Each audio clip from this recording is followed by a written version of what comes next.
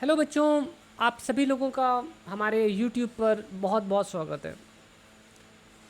बच्चों, हमने हमारे प्रीवियस वीडियो में थर्मोमेट्री, थर्मल एक्सपेंशन और काइनेटिक थ्योरी ऑफ गैसेस के इम्पॉर्टेंट फार्मूले और कॉन्सेप्ट्स हमने देखे थे। हम हमारी आज की क्लास में उन सभी टॉपिक से रिलेटेड न्यूमेरिकल्स करने वाले हैं। ठीक है, तो ये वीडियो जो है उसी के आगे का वीडियो है। इसकी मैंने प्लेलिस्ट भी बना दी है। ठीक है, और आप मेरा एक्सपर्ट फिजिक्स ऐप डाउनलोड कर सकते हैं। ठीक है, आपको सारी चीज़ें वहाँ पर मिल जाएंगी। और हमारी जो वेबसाइट है उसका भी लिंक डिस्क्रिप्शन पर है, आप वहाँ जाकर भी सारी चीज़ें नोट कर सकते हैं। ठीक है, क्लास का PDF सब कुछ मिल जाता है। तो जैसे कि मैंने आपको बताया था कि ये हमारा जो वीडियो है, ठीक है, सभी CSIR NET, PGT, IIT, JAM, GATE, TIFR, JEST की तैयारी जो लोग कर रहे हैं उन सभी लोगों के लिए। ठीक है, तो चलो अब बिना टाइम लिए आगे बढ़ते हैं। ठीक है, मैं काफ़ी एनर्जेटिक हूँ आज और बहुत ही उत्सुक भी हूँ आपको आज पढ़ाने के लिए। आई होप सो आप भी मेरे ही बराबर इग्नाइटेड होंगे। ठीक है, तो आज के लेक्चर में बहुत मज़ा आएगा। ठीक है, तो चलो फिर स्टार्ट करते हैं। ठीक है, okay fine.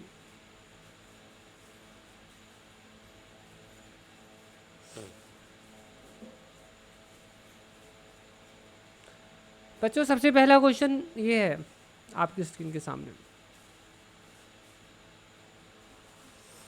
Express a temperature of 60 Fahrenheit in degree Celsius and in kelvins. तो बोला ये जा रहा है कि 60 डिग्री फ़ारेनहाइट को आपको सेल्सियस और केल्विन में लिखना है। अब कैसे लिखोगे?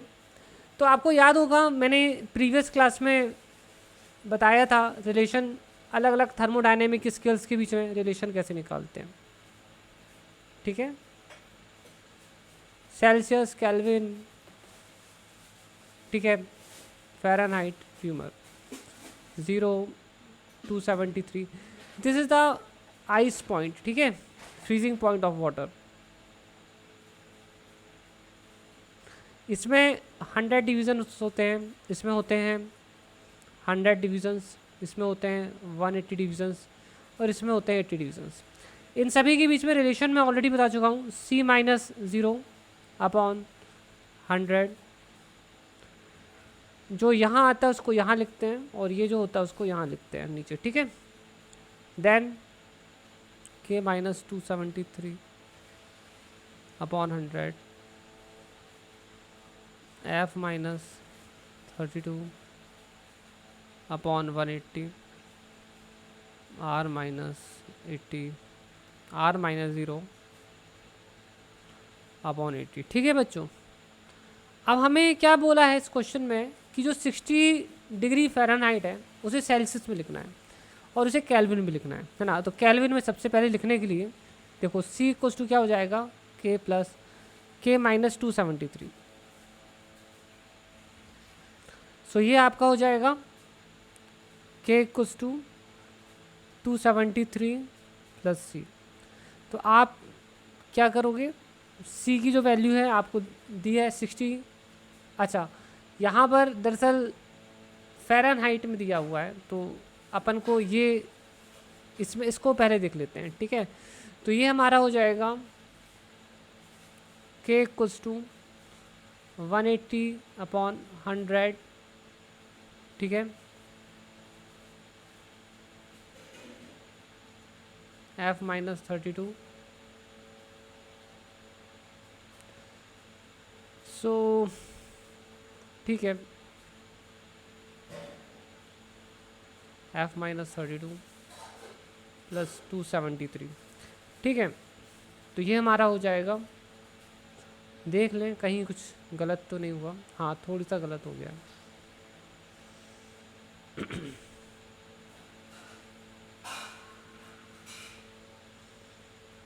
180 और 100। ठीक है, तो देखो करना क्या है, तो ये हमारा हो जाएगा 5/9। ठीक है, F-32। ठीक है, और ये हो जाएगा प्लस 273। तो आपको यहाँ पर बेसिकली एफ़ की जो वैल्यू है वो यहाँ पर पुट ऑफ कर देनी है, ठीक है। You just have to put of the value of F. तो वैल्यू पुट कर देते हैं, कितनी दी गई है 60, ठीक है। 60 माइनस 32 प्लस 273, इसे सॉल्व कर लेते हैं, ठीक है। तो ये हमारा हो जाएगा 28 प्लस 273। इसे तो आप लोग बहुत आसानी से सॉल्व कर सकते हैं, ठीक है। You can very easily solve it. तो मैं इसे अब डायरेक्टली सॉल्व करने वाला हूँ, ठीक है। देखते हैं कितना आता है। Let me take the calculator.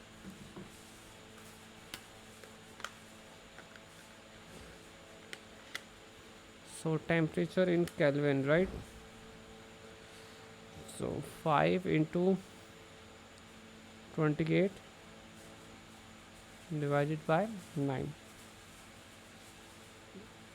15.5 plus 273,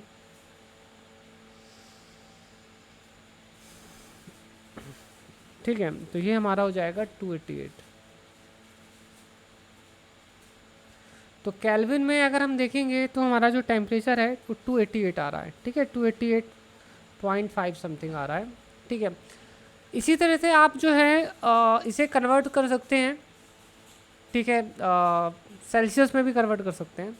तो केल्विन में तो निकल आया, तो सेल्सियस में बहुत आसानी से हो जाएगा के माइनस 273, ठीक है। तो ये हो जाएगा आपका 15.5 प्लस 273 माइनस 273, 15.5, ठीक है। तो ये आपका सेल्सियस में हो गया, ठीक है बच्चों। आई होप सो समझ में आ गया होगा, ठीक है। अब आगे चलते हैं, ठीक है। आप लोग नोट कर लेना, ये सारा पीडीएफ आप लोगों को मेरी वेबसाइट में मिल जाएगा। आप लोग जिन बच्चों को मेरी वेबसाइट नहीं मालूम है बता दूं, अपनी वेबसाइट है expertphysics.org.in, ठीक है। तो यहाँ मिल जाएगा आपको। चलिए नेक्स्ट क्वेश्चन पर चलते हैं।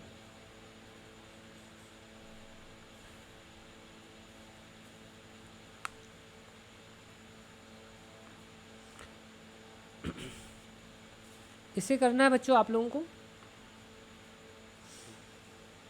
इस क्वेश्चन में बोला है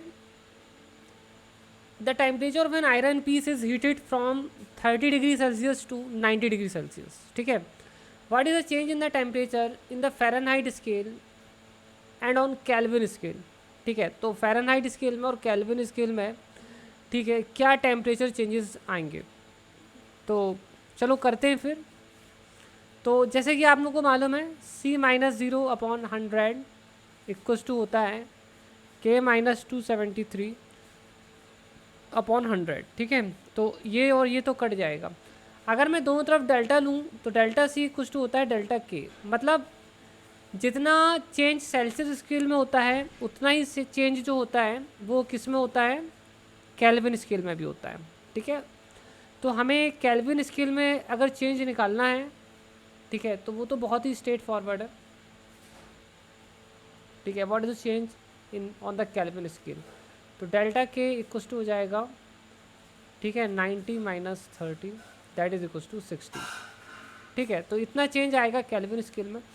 फ़ारेनहाइट स्केल में कैसे निकालेंगे बताता हूँ मैं आपको, ठीक है। So that is also quite easy. C-0/100 equals to होता है F-32/180, ठीक है। तो C इक्वल्स टू होता है 5/9 F-32। अगर हम दोनों तरफ डिफरेंशियल ले लें तो क्या हो जाएगा, DC इक्वल्स टू, आप डेल्टा लें D लें कोई प्रॉब्लम नहीं है, 5/9 DF, ठीक है। तो फ़ारेनहाइट में जो चेंज होगा वो हो जाएगा 9/5 DC। तो कितना है, सी में चेंज 60 है ना, तो 9/5 into 60. So what is this going to happen now?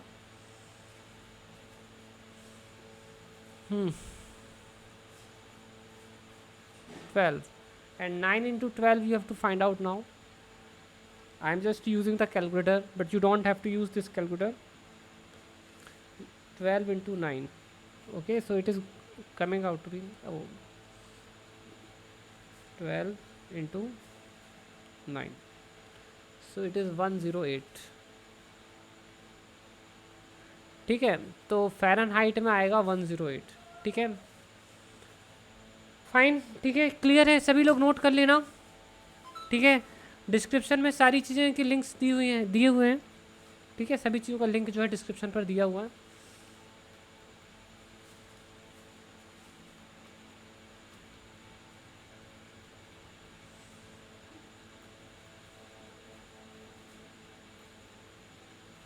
ठीक है, मैं नेक्स्ट क्वेश्चन पर चलूँगा. इसके पहले आप लोग ये सब नोट कर लीजिए जो भी मैंने अभी पढ़ाया है.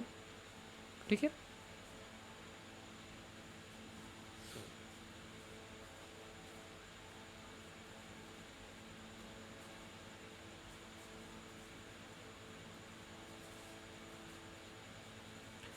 फाइन. तो अब हम नेक्स्ट क्वेश्चन पर चलने वाले हैं बच्चों.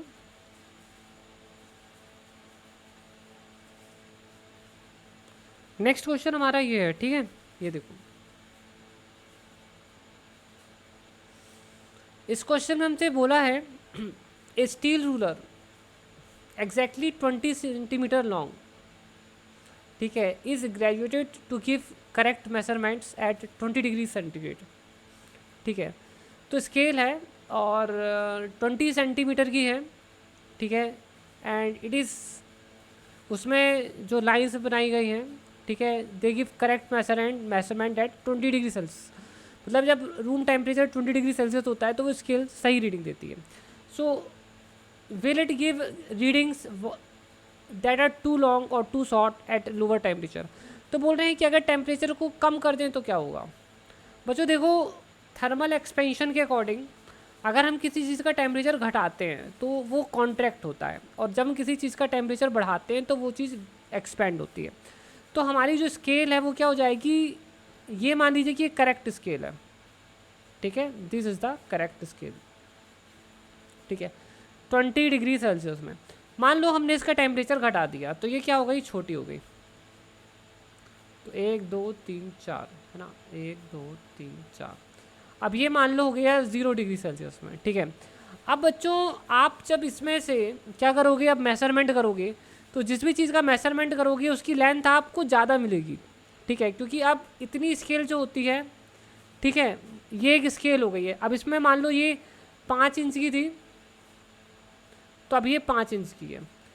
तो होगा क्या, छोटी स्केल से जब आप मेजरमेंट करोगे तो रीडिंग क्या मिलेगी, ज़्यादा मिलेगी. So this is going to measure the readings which are too long. तो ये ज़्यादा रीडिंग्स को, लंबी रीडिंग्स को रिकॉर्ड करेगा. ठीक है, तो इसका है टू लॉन्ग. ठीक है, अब दूसरा क्वेश्चन भी है इसमें, तो दूसरा क्वेश्चन हम बता देते हैं आपको कैसे करना है. यहाँ देखो, what will be the actual length of the ruler when it will be used in the desert at a temperature of 40 degree Celsius. So what will be the actual length of the ruler when it will be used in the desert at a temperature of 40 degree. तो ये पूछ रहे हैं कि हमारा जो scale है, ruler है, ठीक है, उसका एक्चुअल लेंथ कितना होगा डेजर्ट में जहाँ पर इतना है. तो यार एक्सपेंशन हो जाएगा, सीधी सी बात है, एक्सपेंशन हो जाएगा, है ना. तो एक्सपेंशन होगा तो क्या होगा,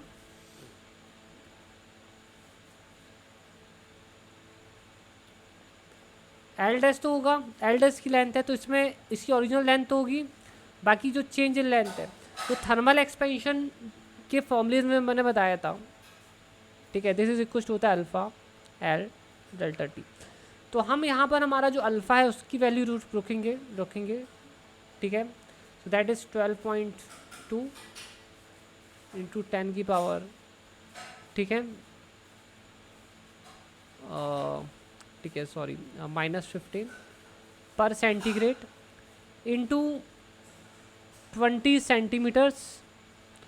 अब ये टेम्परेचर चेंज इन टेम्परेचर है तो इसे केल्विन में लो या सेंटीग्रेड में लो, कोई प्रॉब्लम नहीं है, ठीक है। तो चेंज इन टेम्परेचर कितना आया है 20 - 40, so that is going to be what 40 - 20 degree Celsius, ठीक है।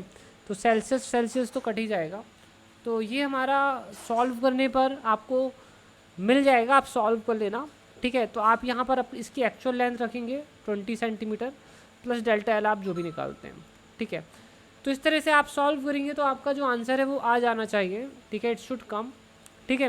बाकी मैं डिटेल में नहीं कर जा रहा हूँ, आप सॉल्व करना, इसका आंसर आ जाएगा। इसका जो आंसर आना चाहिए वो आना चाहिए 20.0048 सेंटीमीटर, ठीक है। आप चेक कर लेना कि आपके यहाँ इतना आ रहा है या नहीं आ रहा है। इतना आ रहा है तो आप सही कर रहे हो, ठीक है।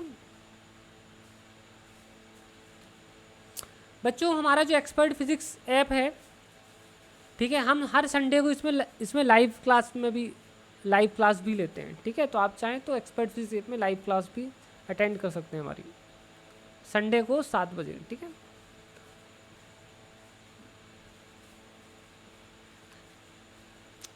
क्वेश्चन आप सॉल्यूशन नोट कर लें, तब तक हम नेक्स्ट क्वेश्चन पर चलते हैं फिर।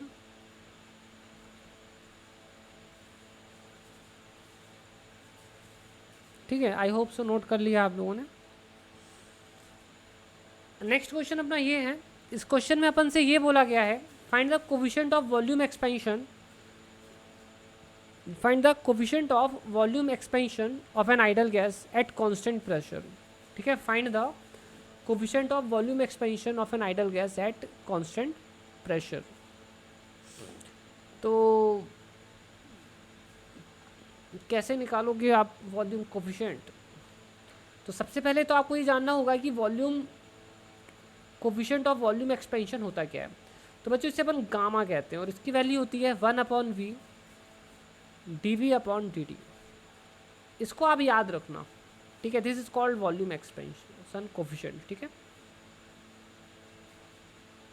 अब हमें ये निकालना है, तो अगर हमें ये निकालना है एट कांस्टेंट प्रेशर तो कैसे निकालेंगे? गैस इक्वेशन, ठीक है, प्रेशर तो कांस्टेंट है, तो ये हमारा हो जाएगा P dV, ठीक है। अब dV/dt निकालना है तो ये हमारा हो जाएगा dV/dt nR/P, ठीक है। तो अब अपन इसकी वैल्यू यहाँ रख देते हैं। सो गामा इक्वल्स टू हो जाएगा 1/v dV/dt हो जाएगा nR/P। और कोई चीज़ छूटी तो नहीं, लग तो नहीं रहा, ठीक है, ओके। तो ये हमारा हो जाएगा nR/PV, but PV equals to तो nRT होता है। तो अपन क्या करेंगे, PV की जगह पर nRT रख देंगे, तो ये हो जाएगा 1/T। तो क्या हुआ, गामा की वैल्यू क्या हो गई 1/T हो गई, ठीक है। यही आपका आंसर। सो वॉल्यूम कोफिशिएंट, ठीक है, coefficient of volume expansion at constant pressure is simply equal to होता है 1/T, ठीक है। आप इसको याद भी रख सकते हो, एक स्टैंडर्ड रिजल्ट भी है।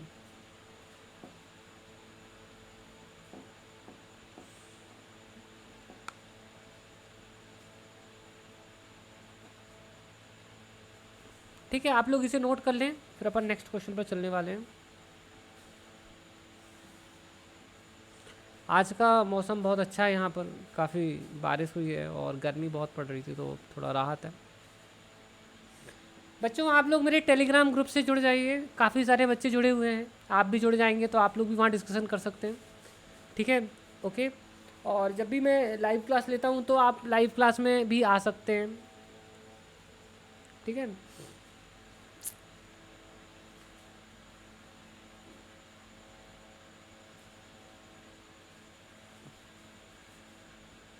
चलो अगले क्वेश्चन की तरफ बढ़ते हैं।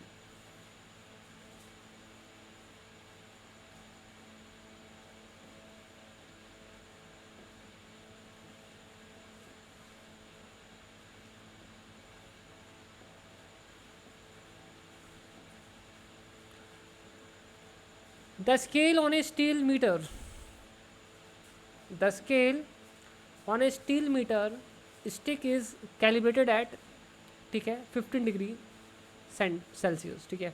What is the error in the reading of 60 centimetre at 27 degree Celsius. देखो क्या होता है, 15 डिग्री सेल्सियस में स्केल सही रीडिंग देती है, पर हम टेम्परेचर बढ़ा देते हैं तो एक्सपेंड हो जाती है स्केल, तो वो गलत रीडिंग देती है। तो कितना एरर होगा 60 सेंटीमीटर को रीड करने में, ये बताना है ना, what is going to be the error. तो हाई टेम्परेचर में क्या होगा कि जो हमारा लेंथ है वो बढ़ जाता है, तो कितना, जितना लेंथ हमारा बढ़ जाएगा दैट इज़ एरर, है ना। So error is simply the increase in the length, है ना। तो इसमें जितना इंक्रीज लेंथ में इंक्रीज हो जाएगा, तो 60 सेंटीमीटर की लेंथ में जितना इंक्रीज होगा, है ना, तो ये हो जाएगा अल्फ़ा एल डेल्टा टी। तो ये जो 60 सेंटीमीटर है ना, उसको आपको यहाँ रखना है, ठीक है। तो अल्फ़ा की वैल्यू दी है 1.2 इंटू 10 की पावर -5, और ये है डिग्रीज सेल्सियस में, ठीक है, इंटू 60 सेंटीमीटर, और आपका जो चेंज इन टेम्परेचर है वो लिखना है, so that is 27 minus 15 degree Celsius. तो ये दोनों कट जाएंगे और आपका जो आंसर है वो सेंटीमीटर में ही आएगा, ठीक है। तो आप इसे सॉल्व कर लेना, मैं इसे सॉल्व नहीं कर रहा हूँ, तो आप सॉल्व कर लेना। अगर आपका आंसर आता है 0.00864 सेंटीमीटर तो आपका आंसर सही है, ठीक है। नोट कर लीजिए बच्चों, ठीक है। बच्चों आप लोगों को मालूम है क्या कि मैं कंप्लीट क्वांटम मैकेनिक्स और कंप्लीट क्लासिकल मैकेनिक्स भी पढ़ाता हूँ, ठीक है। तो आप कंप्लीट क्वांटम और कंप्लीट क्लासिकल बहुत अच्छे से पढ़ सकते हो, मेरे एक्सपर्ट फिजिक्स 8 में कोर्सेज प्रोवाइड करता हूँ मैं, ठीक है। तो आप इसमें पढ़ सकते हो बहुत ही डिटेल्ड में। लास्ट 23 ईयर्स के एग्ज़ाम से क्वेश्चन हमने सॉल्व किए हैं, नेट गेट जेस्ट टीफर जैम के, आप बहुत अच्छी तरह से वहाँ पढ़ सकते हो, ठीक है। चलो ठीक है, तो अपन अब आगे चलते हैं नेक्स्ट क्वेश्चन की तरफ। जो बच्चे ये वीडियो डायरेक्टली देख रहे हैं मैं उनको बता दूं कि इसकी जो थ्योरी है इसके प्रीवियस वीडियो में एक्सप्लेन की गई है, ठीक है। तो आप इसके प्रीवियस वीडियोस को ज़रूर देख लीजिएगा।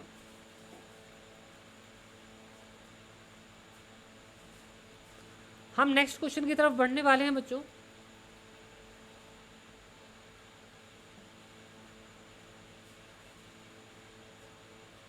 क्वेश्चन आ रहा है, लोड हो रहा है।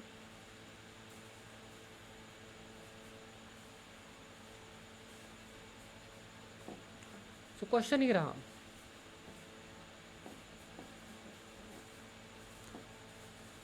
The PV diagram of same mass of gas are drawn at 2 different temperatures, ठीक है, T1 एंड T2। अब ये पूछ रहे हैं कि इनमें से बड़ा कौन। देखो पीवी डायग्राम में आपको एक T1 दिखाया गया है, एक T2 दिखाया गया, अब पूछ रहे हैं बड़ा कौन सा है।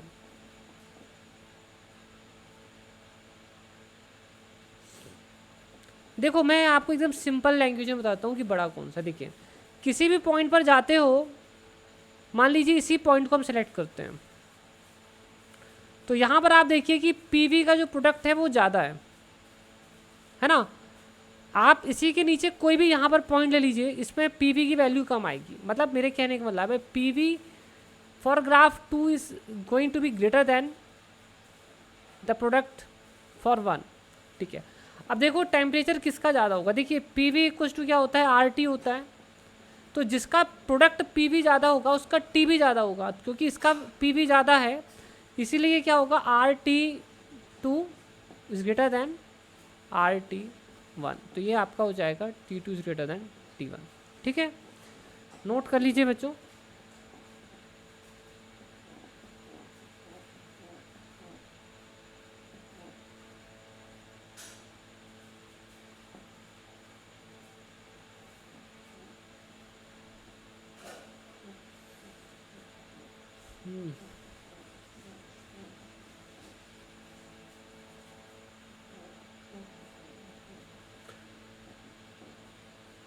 सो बच्चों नोट कर लीजिए, मैं जब तक नेक्स्ट क्वेश्चन की तरफ आगे बढ़ने वाला हूँ।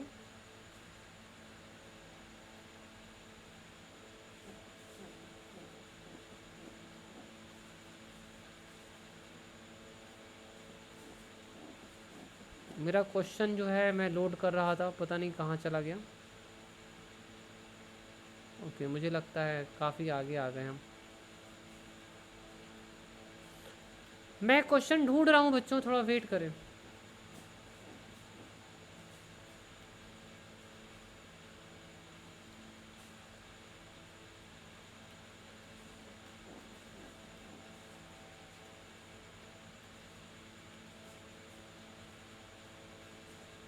ओके, मिल गया।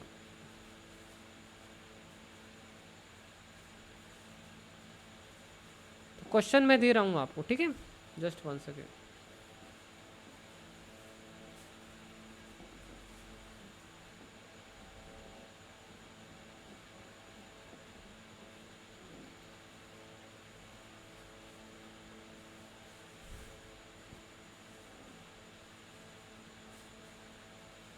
देखो क्वेश्चन तो ये है, ठीक है? क्वेश्चन आपने देख लिया, ठीक है? देखो अब करते हैं क्वेश्चन को, ठीक है? इस क्वेश्चन ने बोला है the PV diagram, the PV diagram for two different masses m1 and m2 are shown, ठीक है? तो इस बार टेम्परेचर की जगह मोल्स दिए हैं, मासेस दिए हैं, ठीक है? अब बोल रहे हैं कि किसका मास ज़्यादा होगा, ठीक है? किसका मास ज़्यादा होगा? तो देखो पी वी इक्वल्स टू क्या होता है, एन आर टी होता है। एन क्या है, नंबर ऑफ मोल्स हैं। तो मान लीजिए एन हम निकालते कैसे, नंबर ऑफ मोल्स का फॉर्मूला क्या होता है, ठीक है? What is the formula of number of moles?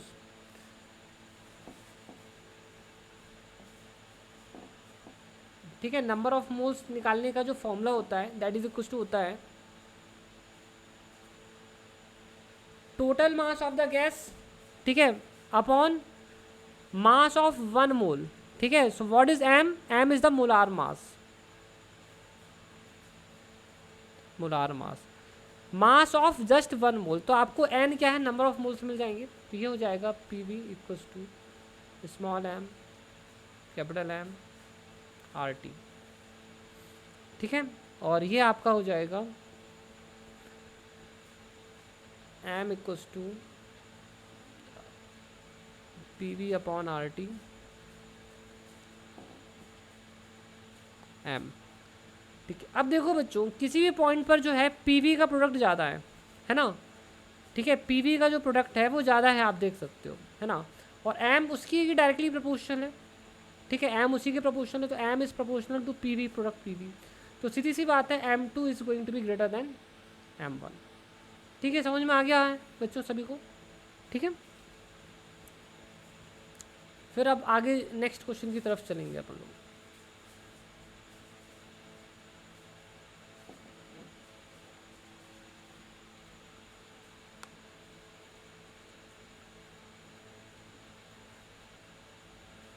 Note कर लीजिए इसे, फिर आगे चलते हैं।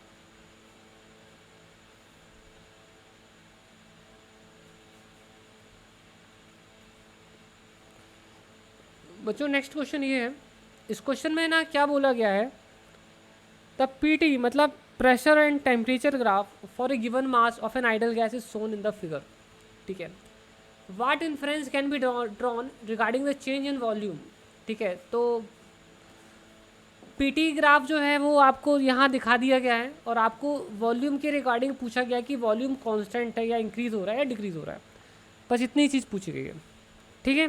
ओके, तो अपन अब कैसे करेंगे इस क्वेश्चन को? देखो आप यहाँ पर से देख सकते हो कि पी और टी का जो ग्राफ है वो स्ट्रेट लाइन है ना? तो अभी हमें अगर निकालना तो हम ये तो बता सकते हैं कि इनके बीच में लीनियर रिलेशनशिप है ना? तो पी को ऐसे लिख सकते हैं ना, Y equals to M X plus C, ये होता है। तो ऐसे लिख सकते हैं P equals to A T plus C, लिख सकते हैं इसको, ठीक है? ऐसे लिख दिया हमने। अब एक काम करते हैं, डिवाइड कर देते हैं, ठीक है? डिवाइड कर देते हैं, तो P upon T equals to a plus c upon T, ठीक है? ओके, अब यहाँ पर अपने पास और क्या चीज़ें हैं, और क्या कर सकते हैं, ठीक है? सो इसे ऐसे लिख लो,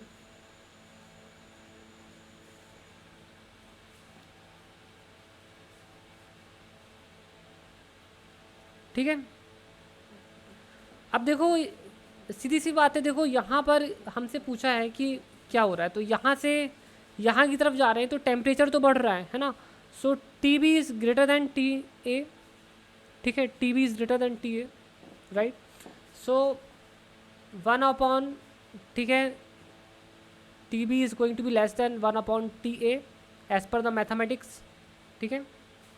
आप चाहो तो यहाँ पर c का मल्टीप्लाई कर दो। अब अगर आप चाहो तो इसकी वैल्यू भी रख सकते हो, तो ये हो जाएगा P T is going to be less than, ठीक है, ठीक है, for B and this is for A. यहाँ तक तो आपको आ गया समझ में। अब बच्चों देखो, मैं आपको ना कुछ चीज़ बताता हूँ, एक चीज़ बताता हूँ आपको। यहाँ तक तो आपने कर लिया, ठीक है, इसको रिवर्स कर दो 2 मिनट के लिए, T/P कर दो फॉर बी, तो अब रिवर्स कर दोगे ना तो ये इक्वालिटी इस तरफ हो जाएगी, T/, अब ये T/P का क्या फंडामेंटल है, देखिए पी वी इक्वल्स टू होता है आर टी, है ना। तो V इज इक्वल्स टू होता है आर T/P, मतलब V इज प्रोपोर्शनल टू होता है T/P, ठीक है। तो volume of B is going to be greater than the volume of A। तो सीधी सी बात है कि हमारा जो वॉल्यूम है that is going to be increase, that's going to increase. तो हमारा जो वॉल्यूम है वो क्या हो रहा है, इंक्रीज हो रहा है ना। तो अपन अब यहाँ देख लेते हैं क्या दिया है ना, यहाँ देखो, so it is increasing. I hope बच्चों समझ में आ गया होगा।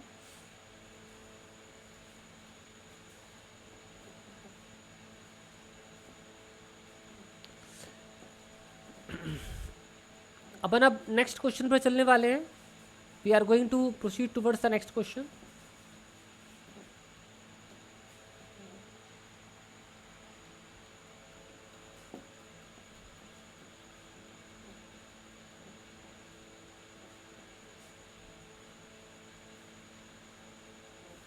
आई am just loading the question, wait for a while. Question is coming, okay.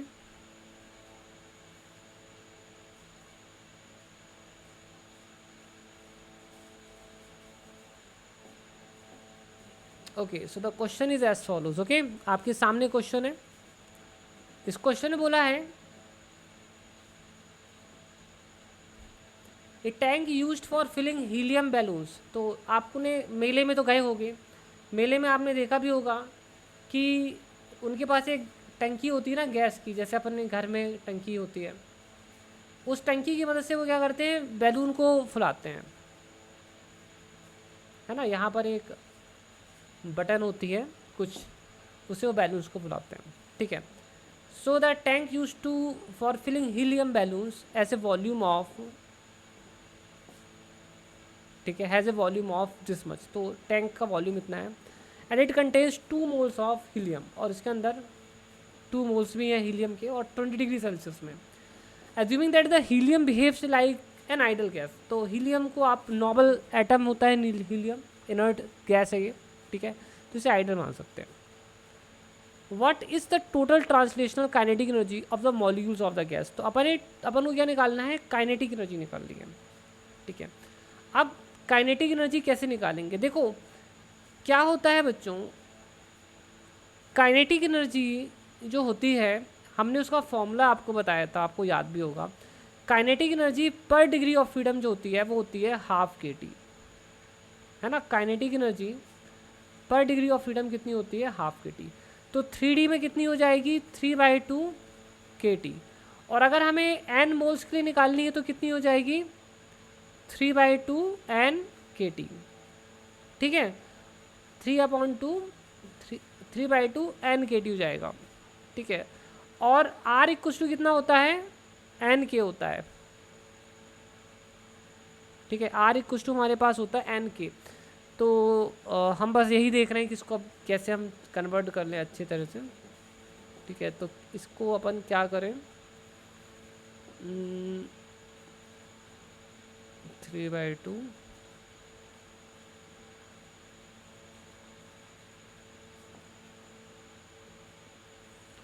तो ये हमारा हो जाएगा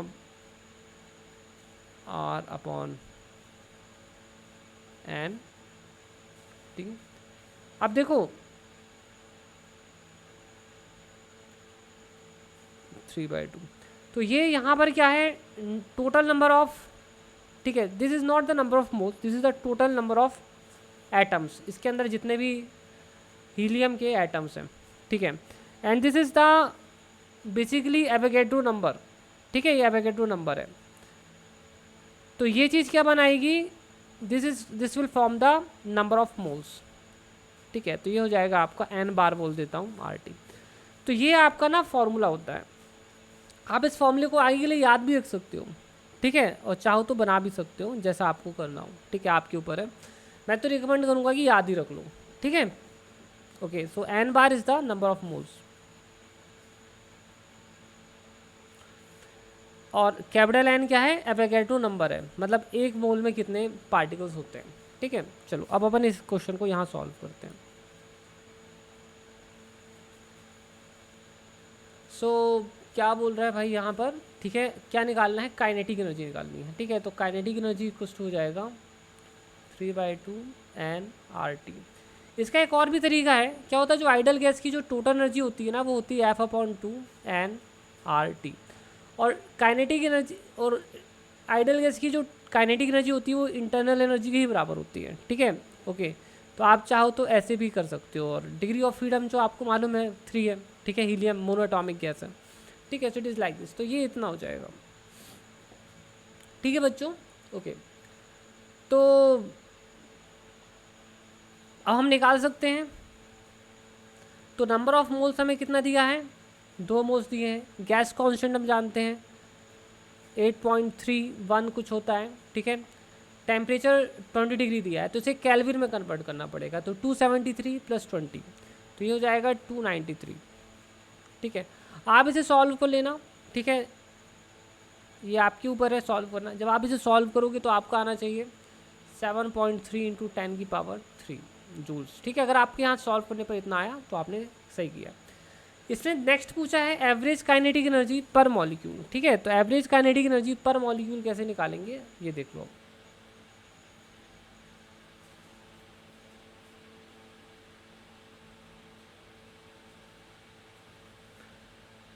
तो एवरेज काइनेटिक एनर्जी पर डिग्री ऑफ फ्रीडम कितना होता है, ठीक है, ½ kT होता है।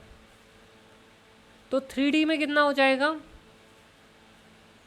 3/2 kT हो जाएगा। समझ में आया आपको क्या होता है ना बच्चों, थोड़ा सा डिटेल में इसलिए बता देता हूँ, नहीं तो आपको समझ में नहीं आएगा। अगर अच्छी समझना है तो थोड़ा सा डिटेल में समझना ज़रूरी होता है, ठीक है।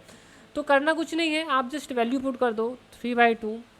के जो है बोल्ट्जमैन कांस्टेंट है, इसकी वैल्यू होती है 1.38 × 10⁻, ठीक है, -23, ठीक है, × 293। आप सॉल्व कर लेना, आंसर आ जाएगा। तो आप अगर सॉल्व करोगे तो आपका आंसर आना चाहिए 6.07 × 10⁻⁻21 joules. So this is the average kinetic energy per helium atom, ठीक है। आप देख सकते हो कि टोटल एनर्जी में और सिंगल पार्टिकल की एनर्जी में कितना डिफरेंस है ना। ओके,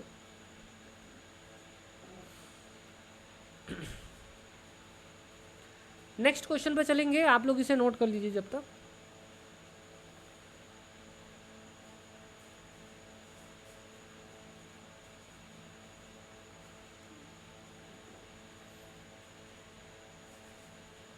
तो ये अपना अगला क्वेश्चन है, नेक्स्ट क्वेश्चन है। इसमें बोला है इन्होंने बोला है कि अपने पास जो है एक 1100 पार्टिकल्स हैं, और 1000 पार्टिकल्स की स्पीड इतनी है, 2000 पार्टिकल्स की स्पीड इतनी है, 4000 पार्टिकल्स की स्पीड इतनी है। तो ये लोग ये पूछ रहे हैं कि एवरेज स्पीड कितनी होगी, ठीक है, और रूट मीन स्क्वायर स्पीड कितनी होगी। तो यार बहुत ही सिंपल है। तो आपको मैं बता दूं कि ये मान लीजिए आपके पास N1 पार्टिकल्स हैं, ठीक है। So these are the N1 particles, और इसकी स्पीड क्या है, V1 है। ये आपके N2 पार्टिकल्स हैं, और इसकी स्पीड कितनी है, V2 है, ठीक है। तो कैसे निकालोगे एवरेज स्पीड, मतलब या एवरेज स्पीड कैसे निकालोगे, N1 V1 + N2 V2 upon N1 plus N2 like this. ठीक है, तो आप ऐसे सॉल्व कर लेना। ठीक है, it's going to be very easy. ये आपको आना चाहिए 309 मीटर पर सेकेंड। ठीक है, दूसरा बोला है रूट मीन स्क्वायर स्पीड निकालना है। अब रूट मीन स्क्वायर स्पीड कैसे निकालोगे?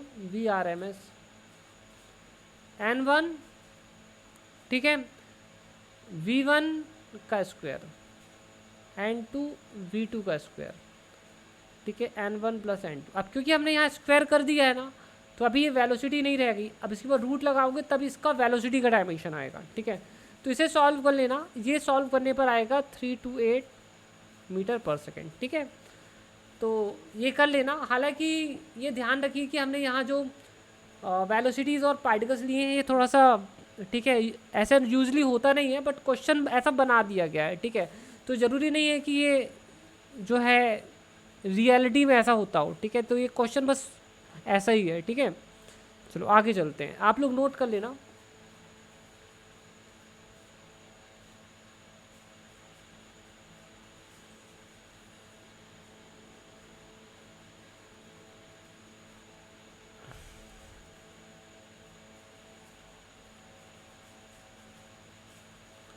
Calculate the change in internal energy of 3.0 mole of helium gas when its temperature is increased by 2.0 K।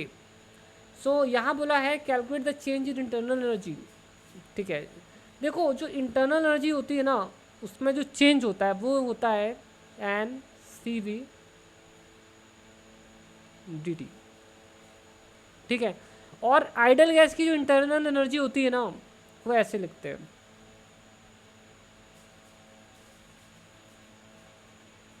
ठीक है, nRT, n is the number of moles. ठीक है, तो ये आपका हो गया। तो जो हीलियम एटम है वो तो मोनो एटॉमिक एटम है, तो इसके डिग्रीज ऑफ फ्रीडम कितने होते हैं? 3 होते हैं। ठीक है, तो ये हो जाएगा 3/2 nRT/U। ठीक है, ये इतना होता है। ठीक है बच्चों, डिग्रीज ऑफ फ्रीडम एक लंबा टॉपिक है, किसी दिन अलग से वीडियो बना दूंगा डिग्रीज ऑफ फ्रीडम के ऊपर। ठीक है, so don't worry at all.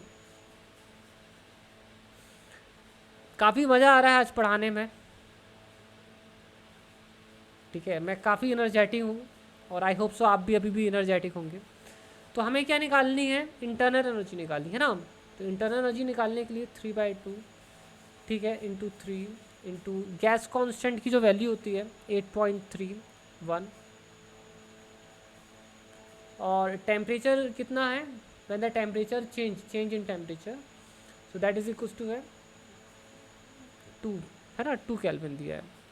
तो बस सॉल्व कर लीजिए। इसे सॉल्व करने पर आपका आना चाहिए आंसर 74.8 जूल्स। ठीक है, so that is going to be the answer.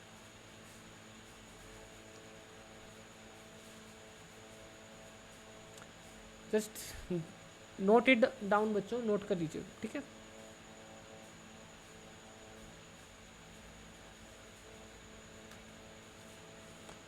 Next question ये रहा।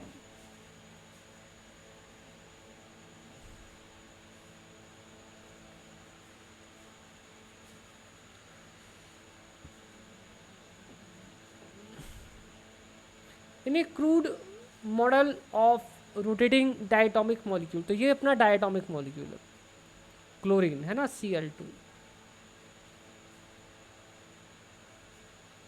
ठीक है, Cl2 में क्या है ना, 2 क्लोरीन होते हैं। एक क्लोरीन का जो मास होता है समथिंग, मास नंबर जो होता है इट्स 34 समथिंग होता है ना। तो 2 का हो जाएगा 34 + 34 समथिंग, ठीक है, 68। तो इसका जो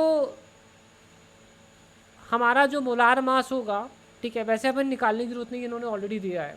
ठीक है, तो इसका इन्होंने मोलार मास मतलब मोलिकुलर मास दिया है 70 ग्राम्स पर मोल। ठीक है, ये बहुत इंपॉर्टेंट अपन को अभी या काम आएगा। ठीक है, तो इन्होंने हमें बोला है कि इतना है। ठीक है, और इसके बाद ये हमें क्या दिया है, इसकी ये इन दोनों के बीच का डिस्टेंस दिया है। ठीक है, अपार्ट। ठीक है, the rotate about the centre of mass, ठीक है, with the angular velocity omega. What is the rotational kinetic energy of the molecule? तो रोटेशनल काइनेटिक एनर्जी निकालनी है। तो बच्चों मैकेनिक्स के अकॉर्डिंग हम जानते हैं कि रोटेशनल काइनेटिक एनर्जी होता है हाफ आई ओमेगा स्क्वायर। अब दो बॉडीज रोटेट कर रही हैं तो सीधी सी बात है, इनका मोमेंट ऑफ इनर्शिया इस एक्सिस के अबाउट कितना होगा?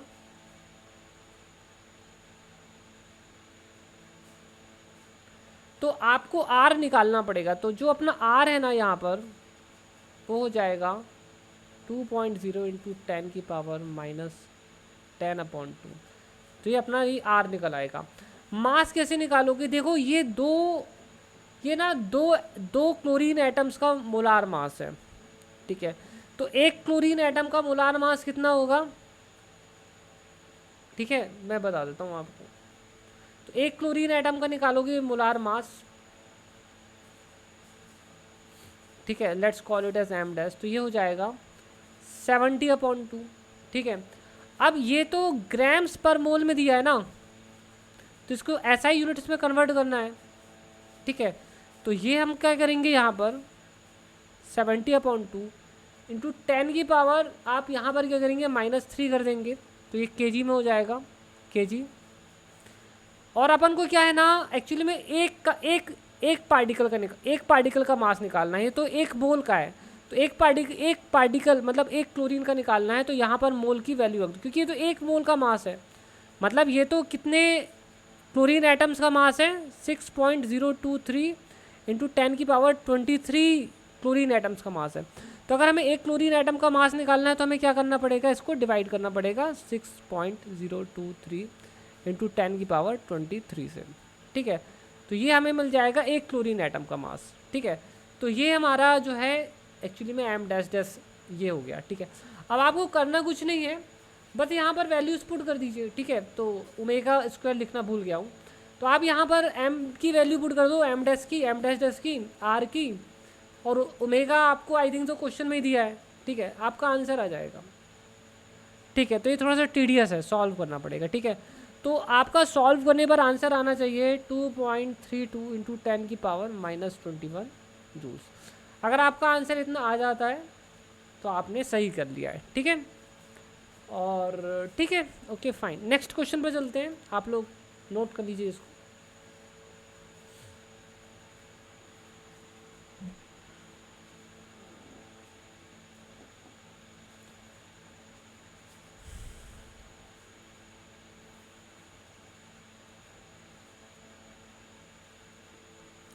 बच्चों यहाँ पर एक क्वेश्चन है और इस क्वेश्चन में ये बोला है prove that the pressure of an ideal gas is equals to 2/3 of the mean translational kinetic energy per unit volume. मतलब P इक्वल्स टू 2/3 E, जहाँ पर E जो है that is the energy per unit volume. तो energy density बोल सकते हो। बच्चों ये एक स्टैंडर्ड रिजल्ट है, इसको प्रूफ करने के लिए बोला है, बट ये एक स्टैंडर्ड रिजल्ट है, आपको याद रखना पड़ेगा, ठीक है। तो मैं यहाँ पर आपको बता देता हूँ कैसे ये डिराइव होता है, ठीक है। How we just come to this, ठीक है। मैं डिराइव करके बता देता हूँ, बट आपको ये रिजल्ट याद रखना पड़ेगा, ठीक है। तो प्रेशर कैसे निकालेंगे? तो प्रेशर निकालने से अच्छा है सबसे पहले हम हमारी एनर्जी पर यूनिट वॉल्यूम निकाल लें, है ना।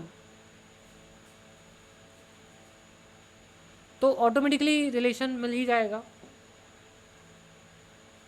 हाफ, तो ये वॉल्यूम हो गया, तो ये हो जाएगा half rho v bar square. अब हमें यहाँ पर दरअसल ये पता करना है कि हमारा जो एवरेज वेलोसिटी है, ठीक है, ये दरअसल कितना है। तो इसको अगर हम निकाल लें तो हमारा आंसर जल्दी आ सकता है, ठीक है। तो इसको हम यहाँ निकालेंगे। सो तो ये एक्चुअली में रूट मीन एवरेज नहीं ले रहे हैं, रूट मीन ले रहे हैं, ठीक है। So I am just taking root mean, ठीक है। तो हमें मालूम है, ठीक है, VRMS इक्वल टू होता है V बार, ठीक है, इतना होता है, हम सभी लोग को मालूम है। तो मैं यहाँ लिख देता हूँ और इसकी वैल्यू होती है, ठीक है, 3 RT/m, ठीक है, फॉर्मूलेज मैं ऑलरेडी पढ़ा चुका हूँ, that is the molecular mass. ठीक है, तो अपन अब क्या करें, बताता हूँ मैं आपको। देखो पी वी इक्वल्स टू होता है आर टी एन आर टी,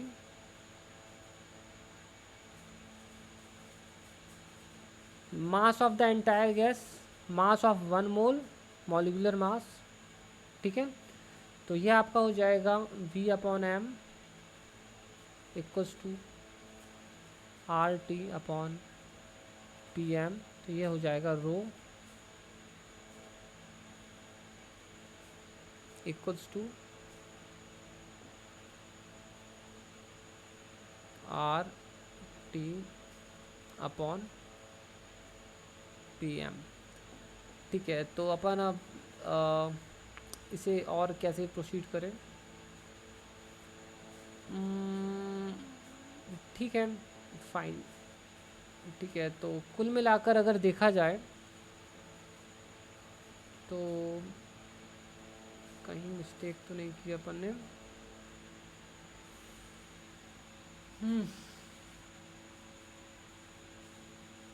हाँ, मिस्टेक तो कर दी है यहाँ पर। सो डेंसिटी इतना होगा ना, तो ये हो जाएगा pressure upon density equals to R T upon M. तो यही मैं बता रहा था, अपन इसको लिख सकते हैं 3p upon 3p upon rho. ठीक है, तो वी स्क्वायर इक्वल्स टू हो जाएगा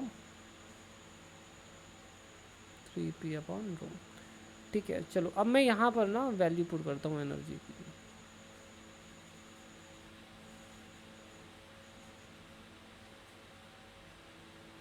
और ये आप देख सकते हो प्रेशर, ये और ये कट जाएगा, प्रेशर इक्वल टू हो जाएगा 2/3। ठीक है बच्चों, तो ये बट आप लोग रट लेना, ये बहुत इंपॉर्टेंट है। ठीक है, तो जो प्रेशर इक्वल टू होता है ना, वो होता है 2/3 ई, एनर्जी पर यूनिट वॉल्यूम, है ना। इसको तो आपको रटना ही है, और वो भी बहुत अच्छे से। ठीक है, आगे चलते हैं बच्चों नेक्स्ट क्वेश्चन की तरफ। ठीक है बच्चों, मैंने आप लोगों को ना जितने भी इंपॉर्टेंट क्वेश्चन थे सब करा दिए हैं। अब मैं कुछ क्वेश्चंस और भी कराऊंगा आप लोगों को।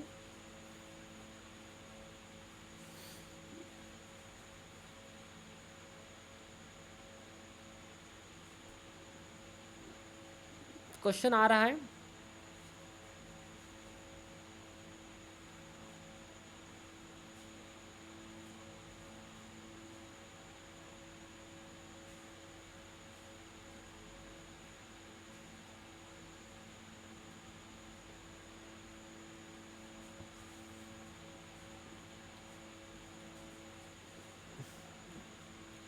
One second.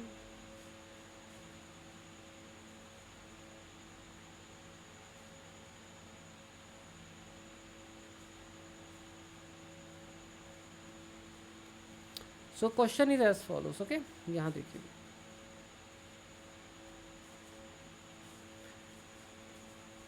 A platinum resistance thermometer, a platinum resistance thermometer reads 0 degree Celsius when its resistance is 80 ohms. ठीक है, एंड तो यहाँ पर एक रेजिस्टेंस की बात की जा रही है। ठीक है, और ठीक है, जब रेजिस्टेंस जब 0 डिग्री होती है तो रेजिस्टेंस 80 ओम्स होता है।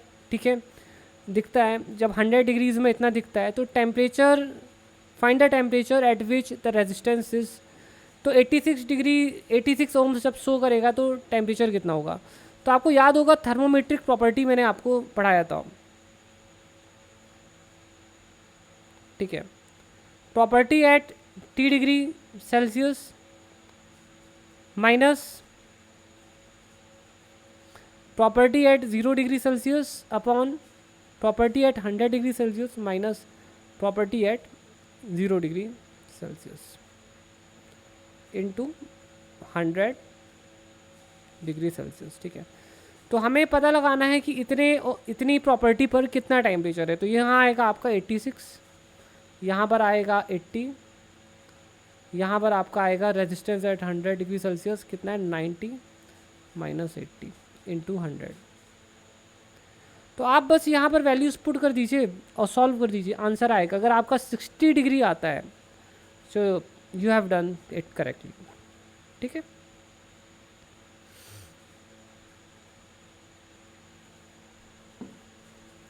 ठीक है, इसे नोट कर लीजिए बच्चों।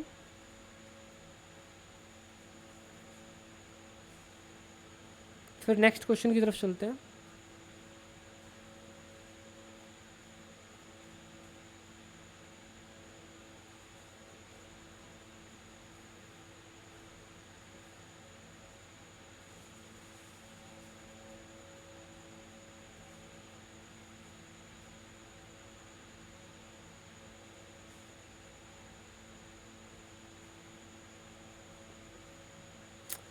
ओके, सो स्टूडेंट्स क्वेश्चन तो आपके सामने आ गया है। ठीक है, अब इसे सॉल्व कैसे करना है बताते हैं। इसे आप प्रीवियस मेथड से भी कर सकते हो, बट मैं इसे आपको एकदम नई टाइप की मेथड से सॉल्व करके बताता हूँ। ठीक है, जिससे कॉन्सेप्ट आपका और अच्छा हो जाएगा। The steam point and the ice point of a mercury thermometer are marked. तो देखो ये ना स्टीम पॉइंट है, मतलब 100 डिग्री सेल्सियस में जो प्रॉपर्टी होती है, and this is the ice point, मतलब जो 0 डिग्री सेल्सियस में जो प्रॉपर्टी होती है। सो this is x 100, this is your x 0। If sorry क्या बोला, एट वॉट टेम्परेचर, ठीक है, द रीडिंग विल बी, ठीक है, कितने टेम्परेचर पर रीडिंग कितनी होनी चाहिए, इतनी होनी चाहिए। ठीक है, 59 होना चाहिए। तो पहला तरीका तो वही है टेम्परेचर निकालने का, property eight T minus property eight 0 degree Celsius, property eight 100 degree Celsius minus property eight 0 degree Celsius. ठीक है, इंटू 100। तो आप यहाँ पर ये सभी वैल्यूज रख देना, 59 माइनस, ठीक है, 10 अपॉन 80 माइनस 10 इंटू 100। ठीक है, आपका आंसर आ जाएगा। और अगर आपका सॉल्व करने पर आपको जो आंसर है अगर वो 70 डिग्री मिलता है तो मतलब आपका आंसर सही है। अब इसी क्वेश्चन को दूसरे तरीके से कैसे करना है ये जान लो। वैसे जो तरीका मैंने अभी बताया वो सबसे अच्छा तरीका है। ठीक है, टाइम कम लगता है, डायरेक्ट आंसर आ जाता है। तो यहाँ पर दरअसल एक तो मरकरी का है और एक तो हमारा क्या है। ठीक है, तो इन्होंने क्या बोला है, मरकरी थर्मोमीटर है इनके पास। ठीक है, तो बेसिकली अपन एक काम कर सकते हैं, तो इनका जो मरकरी वाला जो थर्मामीटर है और हमारी जो सेल्सियस स्केल है, ठीक है, इनके बीच में एक रिलेशन मान लेते हैं। तो इसमें जो भी हमें टेम्परेचर मिलता है अपन इसे मान लेते हैं x। ठीक है, और हमारी जो सेल्सियस स्केल होती है,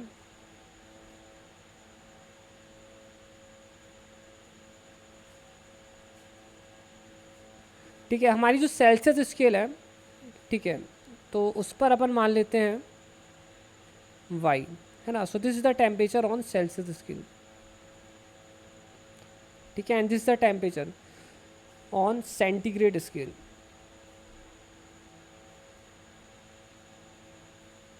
ठीक है, तो यहाँ पर अपन इनके बीच में एक लीनियर रिलेशनशिप मानकर चलेंगे कि जब इसमें कुछ चेंज आएगा तो इसमें भी आएगा। तो y कुछ तो अपन ax प्लस बी मान लेते हैं। हमें नहीं मालूम है a क्या है, हमें नहीं मालूम है b क्या है। ठीक है, बस अभी हम ऐसे ही मान के चल रहे हैं। अब इस क्वेश्चन हमसे बताया गया है, सबसे पहला तो हमें एक रिलेशन ये दिया है ना, स्टीम पॉइंट मतलब 100 डिग्री सेल्सियस में, है ना। तो ये हो गया आपका 100 डिग्री सेल्सियस, यहाँ कितना है 80 प्लस बी। दूसरा है आइस पॉइंट मतलब 0 डिग्री सेल्सियस, ये हो जाएगा a इंटू 10 प्लस बी। आप इन दोनों इक्वेशंस को सॉल्व कर लीजिए, है ना। इन दोनों इक्वेशंस को सॉल्व करने से आपको a और b की वैल्यूज़ मिल जाएंगी। ठीक है, तो आपको ये दो इक्वेशन सॉल्व करने पड़ेंगे। तो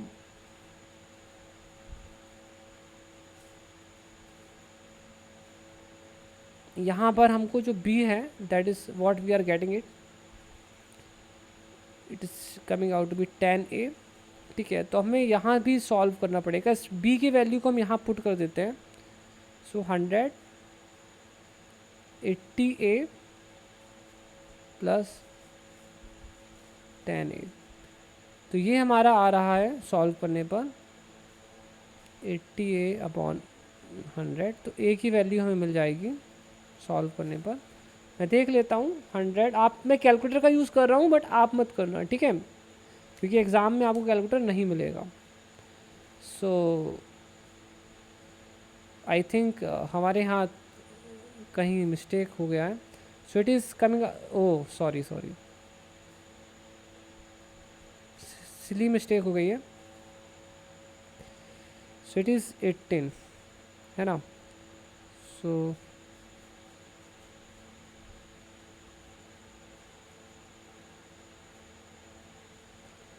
और यहाँ पर मुझे लगता है और कोई मिस्टेक तो नहीं की हमने।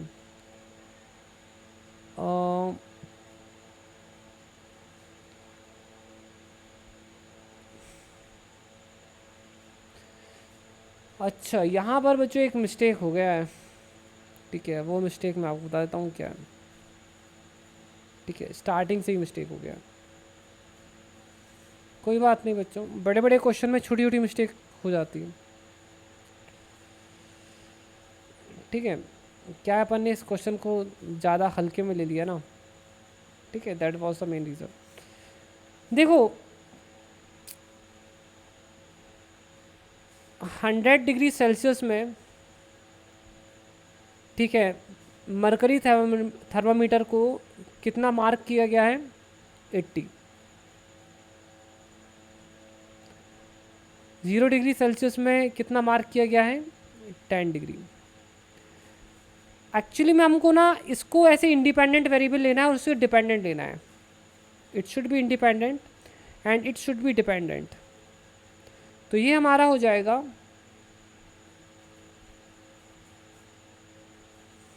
x और ये हमारा हो जाएगा y। और दरअसल हमें लेना चाहिए था y equals to ax plus b. ठीक है, अब हम कर सकते हैं। ठीक है, तो ये हो गया 80 इक्वल्स टू हो जाएगा, ठीक है, 100a प्लस बी। ठीक है, और दूसरा हमारा हो जा रहा है, ठीक है,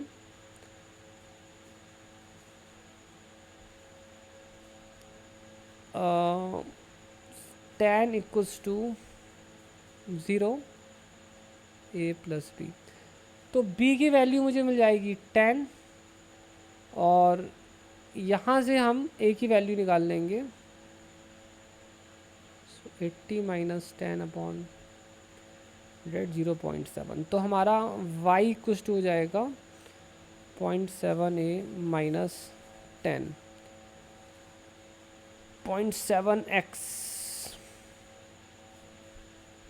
ठीक है, प्लस 10।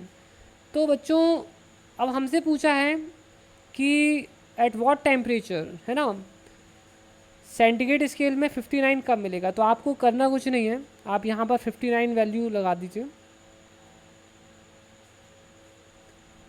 ठीक है, 0.7x प्लस 10। तो आपको जो x है वो मिल जाएगा। सो आपको जो x मिलना चाहिए, ठीक है, so you should get it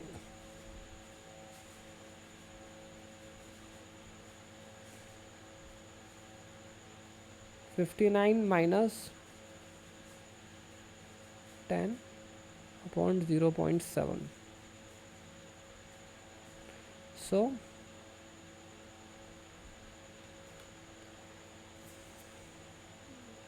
ये आपका हो जाएगा 49.0.7। हम इसे डिवाइड कर देते हैं और बता देते हैं कितना आएगा। 49 divided by 0.7, it is coming out to be 70। ठीक है, तो आप कहाँ तक अगर 70 आ गया तो आपका आंसर इसका सही है। ठीक है, ओके, नेक्स्ट क्वेश्चन पर चलते हैं।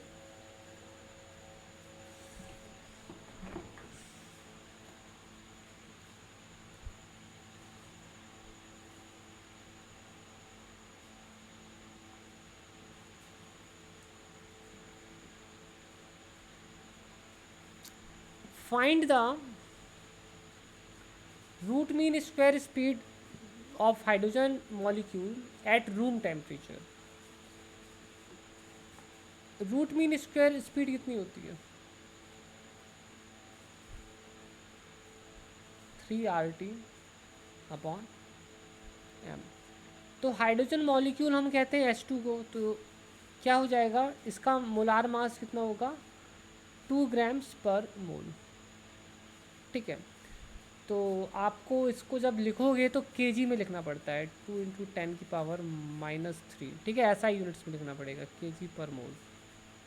ठीक है, और सॉल्व कर दीजिए, आंसर आ जाएगा 3 × 8.1 × टेम्परेचर जो है 300 केल्विन दिया है, और ये आपका हो जाएगा 2 × 10⁻³ सॉल्व कर लेना, यही आपका आंसर है। अगर आपका सॉल्व करने पर आंसर 1.93 × 10⁻³ आ जाता है तो आपका आंसर करेक्ट है। ठीक है, तो आप सॉल्व करके देख लेना।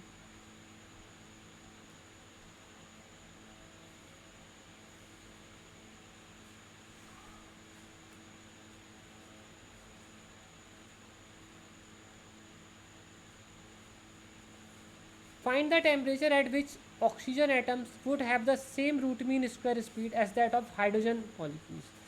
ठीक है, तो यहाँ बोल रहा है कि root mean square velocity of oxygen equals to root mean square velocity of, ठीक है, हाइड्रोजन। तो निकालते हैं फिर हम 3RT अपॉन m।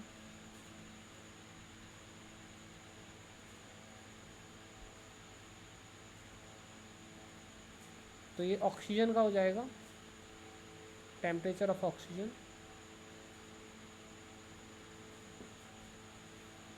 और ये हमारा हो जाएगा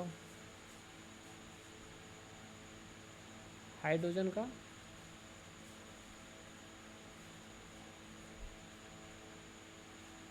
ये O2 मॉलिक्यूल्स है ना। ठीक है, तो हाइड्रोजन मॉलिक्यूल का। ठीक है, तो RT तो कट जाएगा। ठीक है, तो ये हो जाएगा, रूट भी कट जाएगा, तो ये हमारा हो जाएगा molecular mass of oxygen molecule, molecular mass of hydrogen into, ठीक है, into temperature of helium, sorry hydrogen. ठीक है, तो ऑक्सीजन में होता है 16, है ना, तो 2 में हो जाएगा 32, तो ये हो जाएगा 32 ग्राम्स पर मोल, है ना। ऑक्सीजन, हाइड्रोजन में होता है 1 प्रोटॉन और बस एक प्रोटॉन, है ना, तो 2 में हो जाएंगे 2, H2 में हो जाएंगे 2 हाइड्रोजन, है ना, तो उस केस में यहाँ पर हो जाएगा, so in this case it will become, ठीक है, 2, है ना, इंटू 300 केल्विन। तो आप इसे सॉल्व कर लो। ठीक है, इसे सॉल्व करने पर आपको आंसर मिल जाना चाहिए। So you should get it,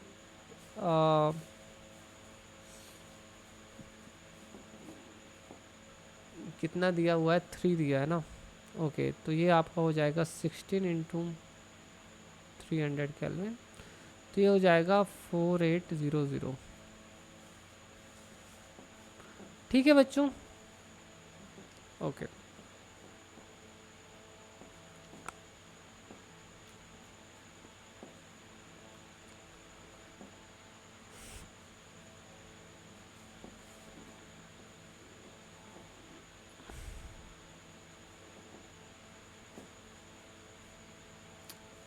okay, next question पे चलेंगे, इसे आप लोग नोट कर लेना।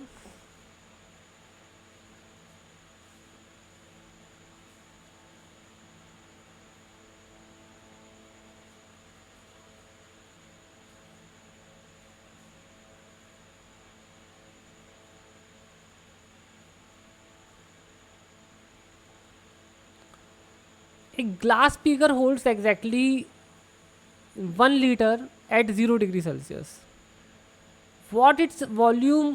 तो ये ग्लास बीकर ही है, इसका वॉल्यूम 1 लीटर का है। अब इसका वॉल्यूम 50 डिग्री सेल्सियस में कितना हो जाएगा? तो बहुत ईजी है ना, initial temperature plus change in temperature, मतलब इनिशियल चेंज इन वॉल्यूम। ठीक है, initial volume into change in volume, तो ये हो जाएगा गामा। ठीक है, initial volume into change in temperature. तो आपको ये सारी चीज़ दी गई है ना, इनिशियल वॉल्यूम आपको दिया है 1 लीटर, ठीक है, गामा ये दिया हुआ है, गामा ऑफ ग्लास, ठीक है, सॉरी सो आई थिंक यहाँ लीनियर एक्सपेंशन दिया है, तो गामा इक्वल टू होता है 3 अल्फ़ा, तो ये हो जाएगा 3 अल्फ़ा, ठीक है, v nought delta T.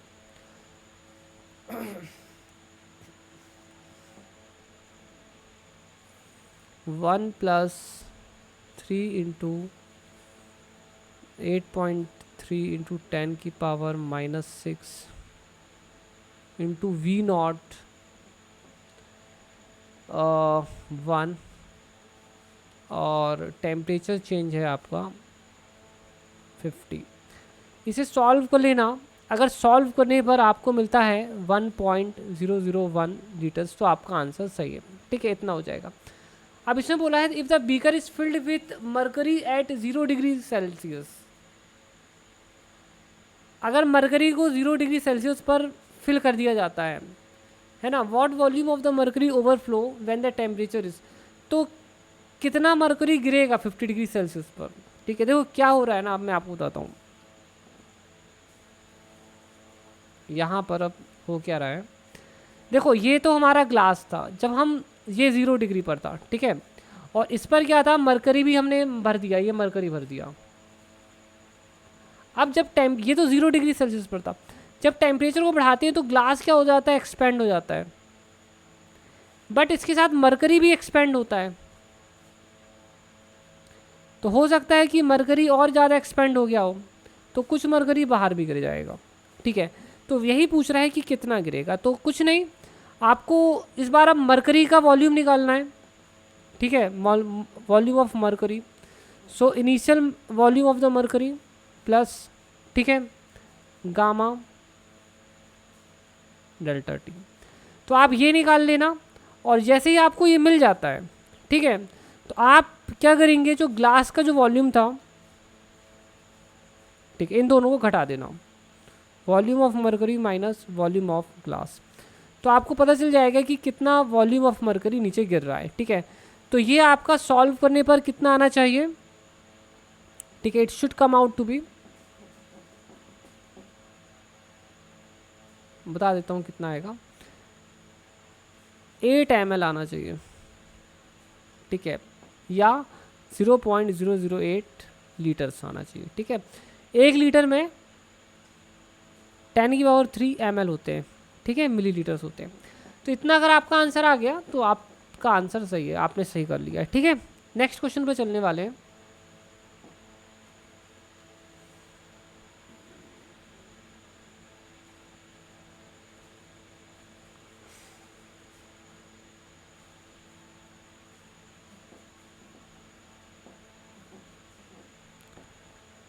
Two perfect monatomic gas at absolute temperature T1 and T2 are mixed.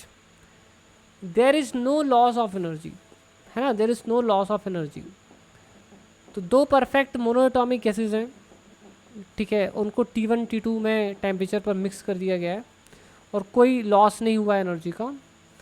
So what is the temperature of the mixture. बच्चों ये तो एक्चुअली में एक स्टैंडर्ड रिजल्ट है, ठीक है, बट हम डिराइव कर देंगे। तो जब ऐसा होता है ना कि आप दो गैसेस को मिक्स करते हैं, एक गैस ये हो गई और एक गैस ये हो गई, तो जब आप दो गैसेस को मिक्स करते हैं तो पता है क्या होता है, जैसे इसका टेम्परेचर T1 है, इसका टेम्परेचर T2 है, इसके नंबर ऑफ मोल्स हैं N1, इसके नंबर ऑफ मोल्स N2 है, तो जो रिजल्टिंग टेम्परेचर होता है वो होता है N1 T1 plus N2 T2 upon N1 plus N2। खैर मैं इसको सॉल्व करके बता देता हूँ। तो बच्चों ऐसा है कि ये इनिशियल जो वॉल्यूम है, सॉरी इनिशियल जो एनर्जी है वो फाइनल एनर्जी के बराबर होगी जब सब कुछ मिक्सअप हो जाएगा, है ना। तो ये सब मिक्स कर देते हैं यहाँ पर, तो ये मिक्स कर दो, ठीक है, ये मिक्स हो गया। तो जब गैस मिक्सअप हो जाएगी तो मान लीजिए कि एनर्जी हो जाती है EF। तो कंजर्वेशन ऑफ एनर्जी बोलती है कि initial energy must be equal to final energy. ठीक है, initial energy must be equal to final energy. तो इनिशियल एनर्जी कितनी है, energy of the individual gases and that is the final energy. ठीक है, तो इनिशियल एनर्जी जो भी एनर्जी होती है आइडल गैस की वो एक्चुअली में क्या होती है, काइनेटिक एनर्जी होती है। ठीक है, सो ये लिख लेते हैं N1 3/2 RT।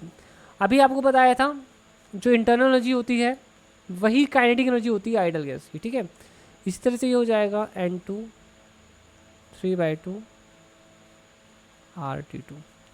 ठीक है, ये हो जाएगी टोटल एनर्जी। तो यहाँ पर टोटल मोल्स हैं N1 + N2 2 RT।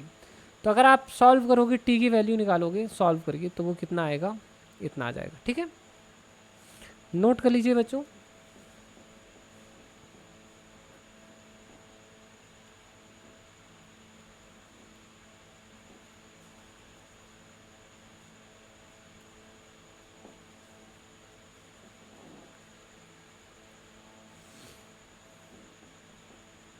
अब हम नेक्स्ट क्वेश्चन पे चल रहे हैं।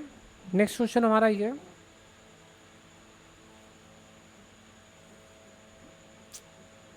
देखो इस क्वेश्चन में क्या बोला है।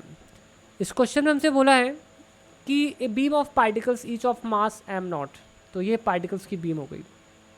यहाँ पर हर एक पार्टिकल का मास जो है ना m0 है and that is directed along the x axis. ठीक है, okay, and the beam strikes the area. तो बीम इस एरिया से मिलता है, टकराता है। ठीक है, और यहाँ पर नंबर ऑफ 1 सेकेंड में कितने पार्टिकल्स स्ट्राइक करते हैं, 10⁻15 पार्टिकल्स स्ट्राइक करते हैं। So find the pressure on the area. तो प्रेशर निकालना है। तो बच्चों प्रेशर इक्वल टू होता है फोर्स अपॉन एरिया। ठीक है, तो फोर्स कितना होगा, देखो फोर्स इक्वल टू होता है, ठीक है, rate of change of momentum, time rate of change of momentum. तो जब कोई पार्टिकल यहाँ पर टकराता है और ये इन्होंने बताया है पार्टिकल स्टिक हो जाते हैं, तो ये पार्टिकल आया स्टिक हो गया तो इनिशियल मोमेंटम और फिर ये हो गया फाइनल वेलोसिटी 0 है। तो जो चेंज इन मोमेंटम होगा ना वो सिर्फ हो जाएगा mv-0। ठीक है, तो ये आपका और ये हो जाएगा 1 सेकेंड। तो एक पार्टिकल कितना फोर्स एक्सर्ट करता है mv। तो यहाँ पर 1 सेकेंड में कितने पार्टिकल्स टकराते हैं इस पर, 1 सेकेंड में 10⁻15 पार्टिकल्स टकराते हैं। तो फोर्स कितना हो जाएगा 10⁻15 into force due to 1 particle.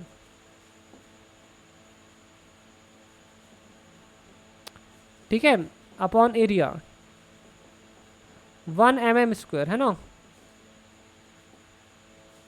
मिली 10⁻⁻3। ठीक है, ये एरिया है mm²। ठीक है, तो बस आप इसे सॉल्व कर लीजिए बच्चों, आंसर आपका आ जाएगा। तो प्रेशर आपका आना चाहिए 0.073 न्यूटन पर मीटर स्क्वायर। अगर आपका आंसर इतना आ जाता है तो फिर आपने सही किया है। ठीक है, ओके, नेक्स्ट क्वेश्चन पर चलते हैं। आप जब तक मैं नेक्स्ट क्वेश्चन लोड करता हूँ आप लोग थोड़ा नोट कर लो। ठीक है,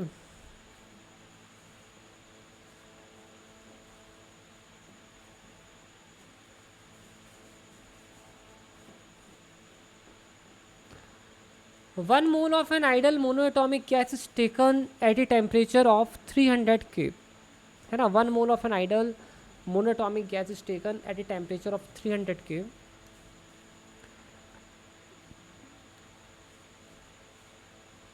ठीक है, okay, so that is let's call it as T1। Its volume is doubled. इसका वॉल्यूम मान लो V था, अब इसका वॉल्यूम हो गया 2V और प्रेशर कांस्टेंट है। Find the change in internal energy. तो इंटरनल एनर्जी में चेंज निकालना है। तो देखो इंटरनल एनर्जी होती है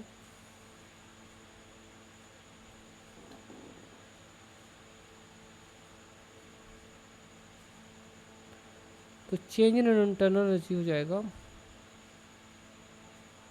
ठीक है, तो आपको अगर ये चेंज निकालना है तो आपको पता है क्या निकालना पड़ेगा, आपको निकालना पड़ेगा T F minus T I. जब तक ये नहीं निकलेगा तब तक आप नहीं निकाल पाओगे, मतलब डेल्टा टी निकालना है।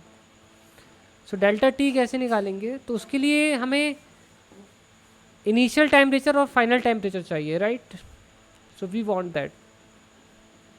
तो अब ये कैसे निकलेगा, so it will be found in the following way. Pressure constant अगर होता है तो volume is directly proportional to temperature, है ना।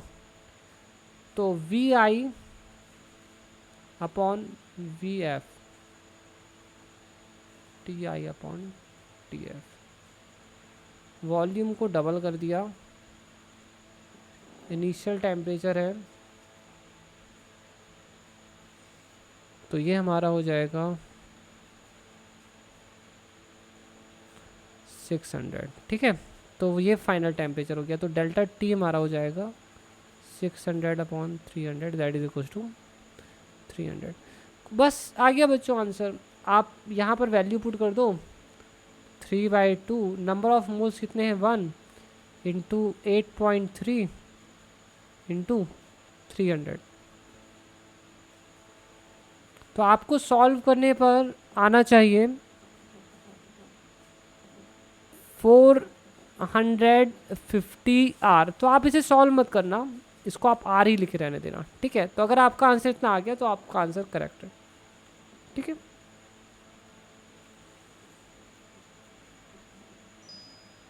ठीक है, अब हम नेक्स्ट क्वेश्चन की तरफ चलेंगे।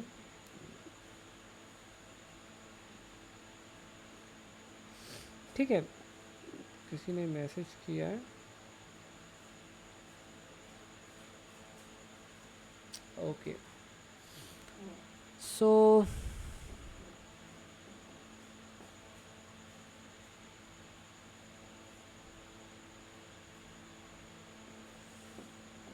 ठीक है, ओके, मैं नेक्स्ट क्वेश्चन पर चलने वाला हूँ, ठीक है। आप लोग नोट कर लेना।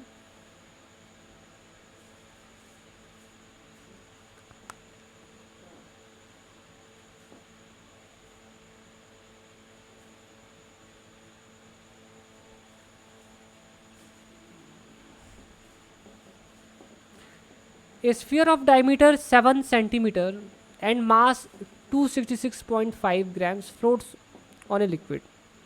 ठीक है, तो एक स्फीयर है जो कि जिसका डायमीटर ये है और उसका मास भी हमें दिया है, ठीक है, and it floats on a liquid. तो यहाँ कोई लिक्विड है, उसके ऊपर ये फ्लोट कर रहा है, ठीक है। ऐसा टेम्परेचर इज रेस्ड, टेम्परेचर को धीरे धीरे इंक्रीज करते हैं तो लिक्विड जस्ट सिंक्स। तो लिक्विड क्या होता है, बस सिंक होने लगता है, मतलब सॉरी, ये जस्ट स्टार्ट सिंकिंग। तो इसका मतलब ये होता है बच्चों, इस केस में जब ऐसा होने लगे तो इसका मतलब समझ जाना कि लिक्विड की डेंसिटी और हमारा जो स्फीयर है उसकी जो डेंसिटी है वो सेम हो जाती है। जब ऐसा होता है, मतलब इस टेम्परेचर में दोनों की जो डेंसिटीज़ हैं एक्चुअली में ये बराबर हो गई, इसलिए ऐसा हो रहा है, ठीक है। If the density of the liquid at 0 degree Celsius is, अब हमसे बोला गया है कि जो लिक्विड की डेंसिटी है, ठीक है, वो इतनी है 0 डिग्री सेल्सियस में इतनी है। So that is the density of the liquid at 0 degree Celsius, ठीक है। Find the coefficient of cubical expansion of the liquid. तो क्यूबिकल एक्सपेंशन कोफिशिएंट हमें निकालना है। तो अब ये क्यूबिकल एक्सपेंशन कोफिशिएंट क्या होता है पहले ये समझते हैं।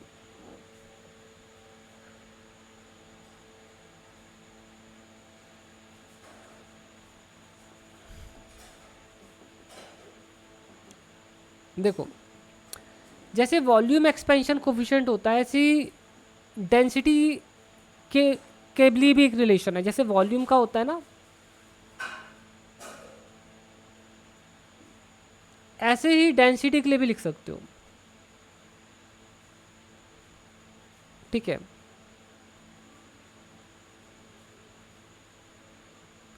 ठीक है, ये जो कोफिशिएंट दिख रहा है that is cubical coefficient of cubical expansion, ठीक है। तो बेसिकली हमें यही निकालना है, ठीक है, this what we have to find out. तो इस पर हम कैसे निकालेंगे, ठीक है बताता हूँ। So what you have to do,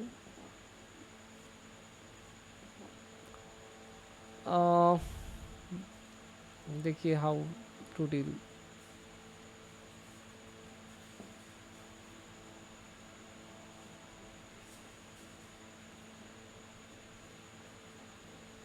तो टेम्परेचर को इंक्रीज़ किया गया था, है ना, तो लिक्विड के साथ काम करना है, इसके अंदर लिक्विड भरा है।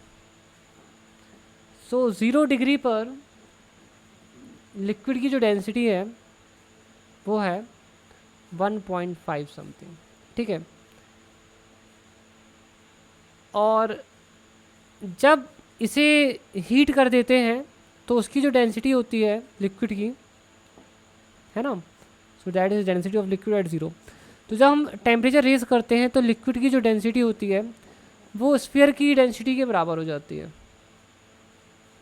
ठीक है। तो that is the density of sphere, ठीक है, ओके। तो ये हमें डेंसिटी निकालनी पड़ेगी, है ना, this density needs to be found out, ठीक है। तो ये हमारा हो जाएगा, ठीक है, density of solid minus density of liquid at 0 degree Celsius plus gamma density of liquid at 0 degree Celsius, ठीक है, एंड दिस इज द, ठीक है, चेंज इन टेम्परेचर 35, ठीक है, डिग्री 35, ठीक है, that's the change in temperature. तो हमने तो ऑलमोस्ट कर ही लिया है, ठीक है। तो आपको क्या करना है, what you have to, you just have to plug the values. तो अपन वैल्यूज़ प्लग करते हैं। तो हमें ना सबसे पहली बात तो ये है कि हमें डेंसिटी पता लगानी पड़ेगी, ठीक है। तो डेंसिटी निकालेंगे कैसे, तो डेंसिटी कुछ तो होता है मास अपॉन वॉल्यूम।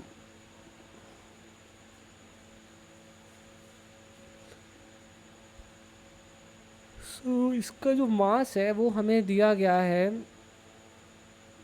ठीक है,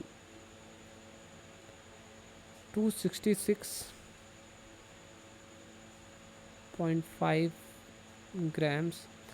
वॉल्यूम निकालना पड़ेगा 4/3 पाई आर क्यूब। तो डायमीटर का आधा कर दो, आर इक्वल टू हो जाएगा 7/2। तो इस तरह से आपको ना सॉलिड की जो है, ठीक है, इस तरह से आपको क्या है, जो सॉलिड है उसकी डेंसिटी मिल जाएगी, स्फीयर की, सॉलिड स्फीयर की जो डेंसिटी है ना वो मिल जाएगी। तो आपको यहाँ पूरा सॉल्व करना पड़ेगा, यू विल बी गेटिंग, ठीक है। और फिर इसके बाद यहाँ पर क्या करना है,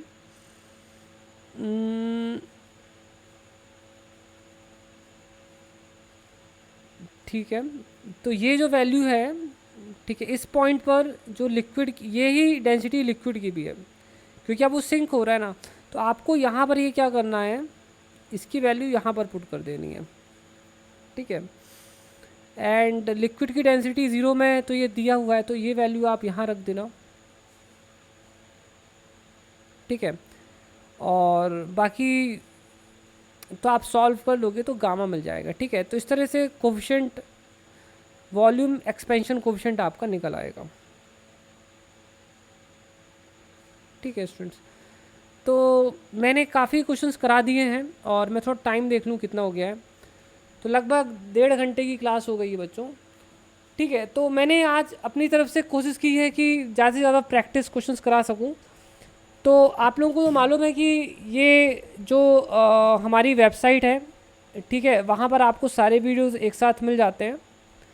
तो हमारी वेबसाइट है expertphysics.org.in, ठीक है। और हमारा एक्सपर्ट फिजिक्स ऐप भी है, ठीक है, एक्सपर्ट फिजिक्स ऐप भी है, वहाँ पर भी आपको सब मिल जाएगा, ठीक है। तो यहाँ पर आप जाना, तो यहाँ आपको वीडियो लेक्चर भी मिल जाएगा, ये जो क्लास नोट्स हैं ये भी मिल जाएंगे, ठीक है। और इसके साथ ही पर मैं आपको जो है मॉक टेस्ट भी दे दूँगा इसी का, ठीक है। तो आप प्रैक्टिस भी कर सकते हो, CBT मोड में मिल जाएगा। ओके, ठीक है बच्चों, take care all of you, bye bye, thank you.